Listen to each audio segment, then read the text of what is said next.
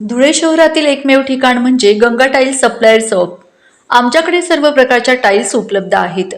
यामध्ये ceramics wall tiles, floor tiles, vitrified tiles, steps and riser tiles, parking tiles, kitchen sink, sanitary ware इत्यादी. आपल्याला परवडणार अशा दरात आमच्याकडे टाईल्स उपलब्ध आहेत.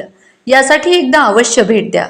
पत्ता Ganga tiles supplier shop, 405 micro tower, Wadjai road, Dhule. Mobile number 70 574 83 849. आपण बघत आहात डिजिटल इंडियाचे डिजिटल न्यूज. ठाम मत मराठी न्यूज. नमस्काराच्या ठळक बातम्या. धुळे शहरातील अतिक्रमणांवरून वातावरण तापले. 18 मे रोजी बापू बागुल यांचा आंदोलनाचा इशारा. धुळे शहरातील वाढत्या अतिक्रमणांच्या मुद्द्यावरून आता वातावरण तापू लागले आहे. मनपा व शासकीय जागांवरील अतिक्रमणांवर तात्काळ कारवाई करण्यात यावी, अन्यथा तीव्र आंदोलन छेडण्यात येईल, असा इशारा दक्ष पत्रकार संघाचे बापू बागुल यांनी प्रशासनाला दिला आहे. याबाबत देण्यात आलेल्या निवेदनात शहरातील अनेक भागांमध्ये मोठ्या प्रमाणावर बेकायदेशीर बांधकामे उभी राहत असल्याचा आरोप करण्यात आला आहे. विशेष म्हणजे काही अतिक्रमणांना राजकीय पाठबळ मिळत असल्याचे प्रशासन जाणून बुजून दुर्लक्ष करत असल्याचा गंभीर आरोपही करण्यात आला आहे. त्यामुळे सर्वसामान्य नागरिकांना वाहतूक, स्वच्छता व सुरक्षतेच्या समस्या निर्माण होत असल्याचे निवेदनात नमूद करण्यात आले आहे. निवेदनात Devpur, Guru Nanak society, Sakri road, Agra road, Chitod road यांसह अनेक भागातील अतिक्रमणांचा उल्लेख करण्यात आला आहे. काही ठिकाणी शासकीय जागांवर मोठे मोठे बंगले उभारण्यात आल्याचा दावा करण्यात आला आहे. गरिबांवर कारवाई आणि श्रीमंतांना संरक्षण अशी दुहेरी भूमिका प्रशासन घेत असल्याचा आरोप संघटनेने केला आहे. प्रशासनाने तातडीने निष्पक्ष कारवाई करून सर्व अतिक्रमणे हटवावीत, अन्यथा 18 मे 2026 रोजी धुळे महानगरपालिकेच्या प्रवेशद्वारासमोर तीव्र आंदोलन करण्यात येईल, असा इशारा दक्ष पत्रकार संघाने दिला आहे. ठाम मत मराठी न्यूजसाठी सोपान देशे, धुळे. धुळे शहरामध्ये ज्या पद्धतीने विकास होत आहे त्या विकासाच्या अनुषंगाने धुळे शहरातील महानगरपालिकेच्या आयुक्तांच्या माध्यमातून आणि अतिक्रमण अधिकाऱ्यांच्या माध्यमातून धुळे शहर हे स्वच्छ करण्याचं काम महानगरपालिकेचे आयुक्त हे करत आहेत. त्यांचं सर्वप्रथम दक्ष पत्रकार संघ आणि वंचित बहुजन आघाडीच्या माध्यमातून आम्ही या ठिकाणी हार्दिक स्वागत करतो. परंतु आता प्रश्न या ठिकाणी संपलेला आहे का? नाही. दुसरी गोष्ट, या ठिकाणी आम्ही महानगरपालिका आयुक्त यांना एक तक्रार दिलेली आहे की याच्यामध्ये ज्या पद्धतीने तुम्ही अतिक्रमण निर्मूलन राबवत आहात ती निपक्षपाती त्या ठिकाणी राबवली गेली पाहिजे. त्या ठिकाणी जातीभेद केला गेला नाही पाहिजे. कारण की ह्या ठिकाणी मला ज्ञान असलेली सगळ्यात पहिले सिंधी कॅम्प या ठिकाणी 30 मीटरचा रस्ता असून त्या ठिकाणी मोठ्या प्रमाणामध्ये अतिक्रमण केलं गेलेलं आहे.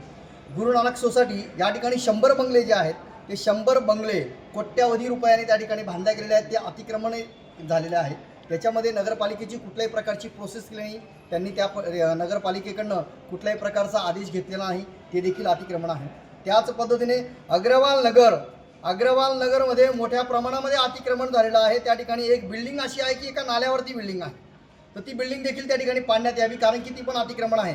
विकास तुम्ही म्हणतात ना, तर विकासाच्या माध्यमातून जेवढं अतिक्रमण आहे ते अतिक्रमण हटवावं. त्याच पद्धतीने GTP स्टॉपवर नाल्यावर एक पेट्रोल पंप बांधण्यात आलेला आहे.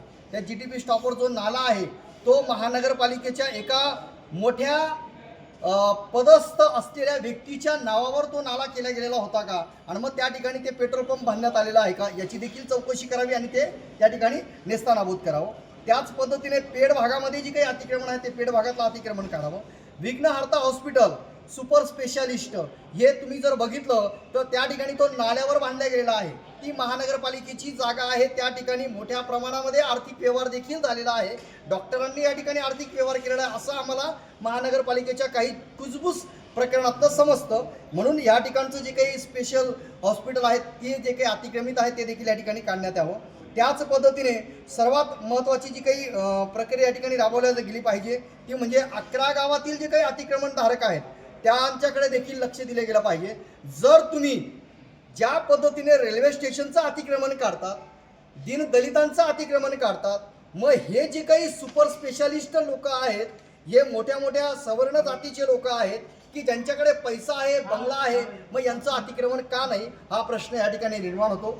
म्हणून माननीय आयुक्त साहेबांना या ठिकाणी मी जे काही पत्र दिलेलं आहे, जर हे अतिक्रमण रविवारपर्यंत जर काढलं नाही तर सोमवारी दिनांक 18 तारखेपासून या संपूर्ण सातबारा मी महानगरपालिकेच्या समोर लावणार आहे आणि कशा पद्धतीने ते अतिक्रमण केले गेलेलं आहे ते त्या ठिकाणी दाखवून मी मोठ्या प्रमाणामध्ये जनआंदोलन करेल.